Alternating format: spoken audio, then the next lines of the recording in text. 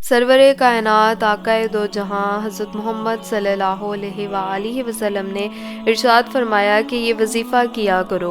हज़रत अबू हुरैरा रज़ी अल्लाह तआला अन्हु से रवायत है कि हमारे प्यारे नबी हज़रत मोहम्मद सल्लल्लाहु अलैहि वसल्लम ने इरशाद फरमाया कि जब तुम में से किसी पर बड़ी मुसीबत आ जाए तो वो ये दुआ पढ़े। अगर आप इस दुआ को जानना चाहते हैं तो वीडियो को अंत तक ज़रूर देखिएगा।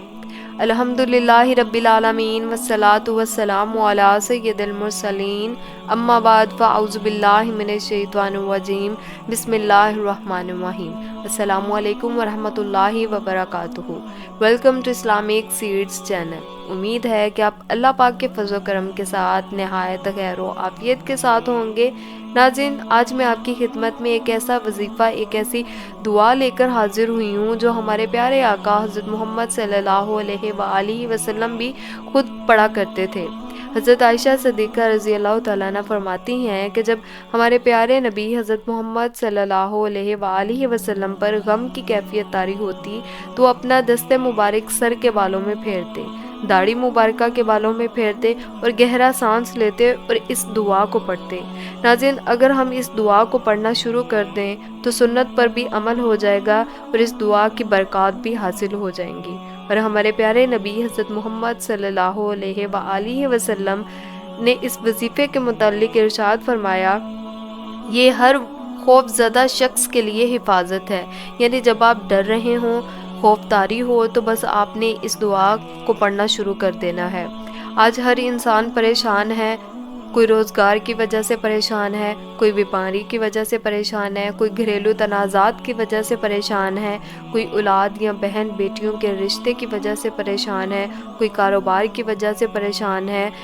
आज जो वजीफ़ा, जो दुआ मैं आपकी खिदमत में लेकर हाजिर हुई हूँ, बहुत ही आसान ये वजीफ़ा है, बहुत ही आसान ये दुआ है। जब कोई मुश्किल या मुसीबत का सामना हो तो आपने इस दुआ को कसरत के साथ पढ़ना है इंशाअल्लाह, और अल्लाह पाक से मुकम्मल यकीन और कामिल ईमान के साथ दुआ करनी है। और इस वजीफ़े की बरकत से आपको आपकी परेशानी से जल्द निजात मिल जाएगी।